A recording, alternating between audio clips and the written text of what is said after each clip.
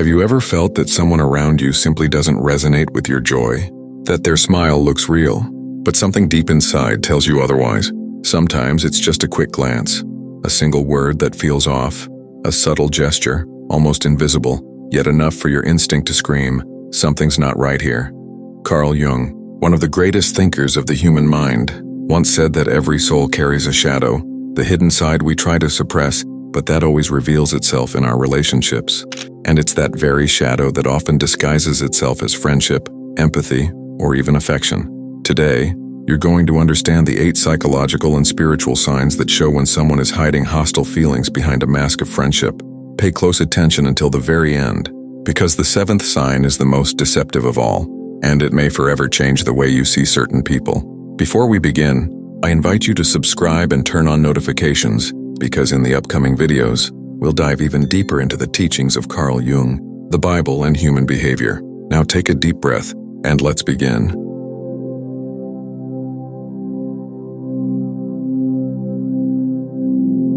The first sign is disdain disguised as a joke. Not every attack comes in the form of shouting. Sometimes it comes wrapped in laughter. There are people who use humor as a weapon. They make cutting, sarcastic jokes, and then hide the poison behind phrases like, "Relax, it's just a joke." You take everything too seriously. But notice, those jokes always hit the same nerve. Your looks, your mistakes, your achievements, your faith, or your lifestyle. That's not humor. That's disguised contempt. Carl Jung said that the shadow projects onto others what a person cannot bear within themselves. In other words, what someone tries to mock in you is actually what they reject in themselves. And the more they repeat this behavior, the clearer it becomes. It's not harmless teasing. It's jealousy disguised as companionship. In this case, words are just the mask. The tone, the gaze, and the pleasure they get from seeing you uncomfortable, those reveal the real intention. The second sign is the covert boycott. Have you ever noticed how certain people always forget to tell you something important, or they accidentally give you advice that backfires? It might seem like carelessness, but often, it's sabotage. This person acts like they're helping you, but deep down, they want to keep you exactly where you are. They fear your progress, because your growth exposes their own limitations. Jung explained this perfectly. What we do not face within ourselves, we project onto others. So instead of confronting their own failures, the false friend prefers to quietly slow down your success. They act attentively, but their mistakes always happen at crucial moments. And in the end, you realize that every time something went wrong, somehow that person was involved. Remember, no one stumbles over the same stone that many times by accident. The third sign is silent competition. This is one of the most subtle and also the most common signs. You share an accomplishment, you speak with excitement about something good that happened, and that friend immediately replies with their own story, bigger, better, or more dramatic. It's the kind of person who cannot hear about someone else's success without turning the moment into a reflection of themselves. You say, "I got the job." They reply, "Oh, I got offered a better position," or "I've been through that. It's not a big deal." Why? Because your light awakens in them the pain of comparison. And those who live in the shadows can't stand someone else's light.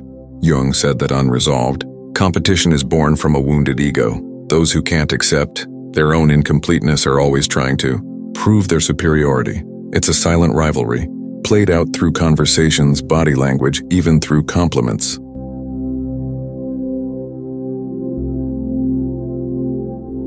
The fourth sign is superficial support. Nothing is more dangerous than a friend who only pretends to be on your side.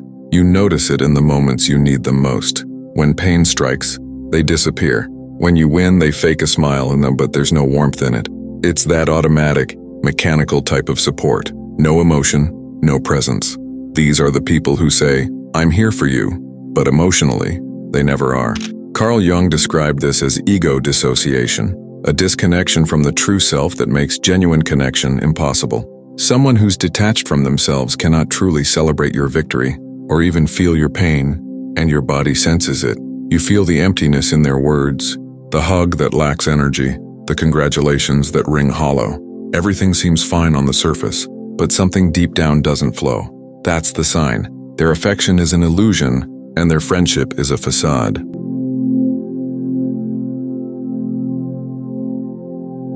The fifth sign is control disguised as care. Not all manipulation is harsh. Some of it comes wrapped in concern. I'm only saying this because I care. You should listen to me. I know what's best. I'm just trying to help. Those sentences sound harmless, but they carry a tone of possession. They come from people who want to keep you under emotional control. They criticize your decisions, make you doubt yourself, and slowly place you in a position of dependence. You start to lose confidence and gain confusion. Carl Jung once said, "Those who cannot face their own chaos try to control the external world." That's exactly what happens here. These people project their inner disorder onto the lives of others as a way of avoiding their own pain. So if someone's advice leaves you feeling small, uncertain, or incapable, stop and reflect. Care is not controlled, and love is never possession. The sixth sign is talking behind your back. This is the most common and often the most destructive behavior. People who harbor jealousy or resentment rarely confront it openly. Instead, they whisper. They twist your words, plant subtle doubts, and slowly poison your image. The cruel part? You feel the shift. People around you start treating you differently, colder, distant, and you have no idea why. That's what Carl Jung called toxic projection. The envious person tries to destroy in others what they cannot heal within themselves. So when they badmouth you, they're not just attacking and they're relieving their own inner weight. But remember, anyone who speaks ill of you in your absence has already walked away from the truth, and those who feed on gossip will eventually be devoured by it.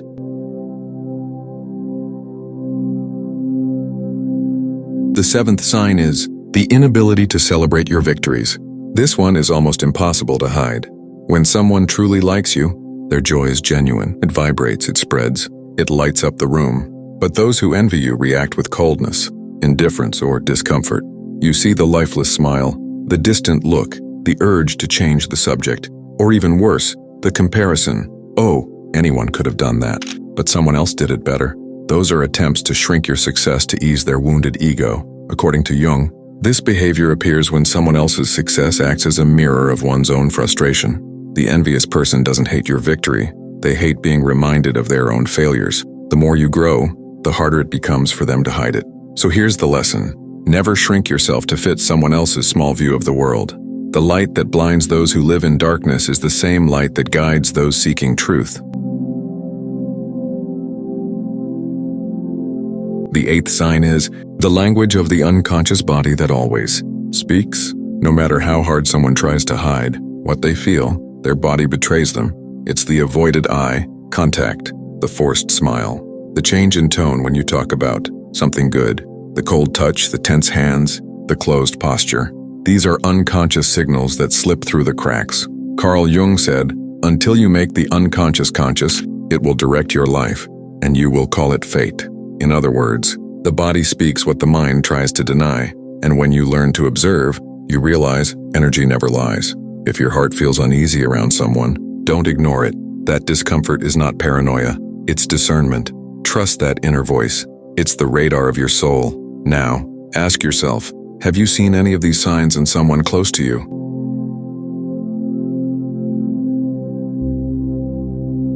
The Secret Teachings of Carl Jung. Carl Jung believed that every human relationship is a mirror. The people who cross our path reflect both our light and our shadow. That's why, when you recognize deceit, jealousy, or manipulation in someone, don't react with anger, react with awareness.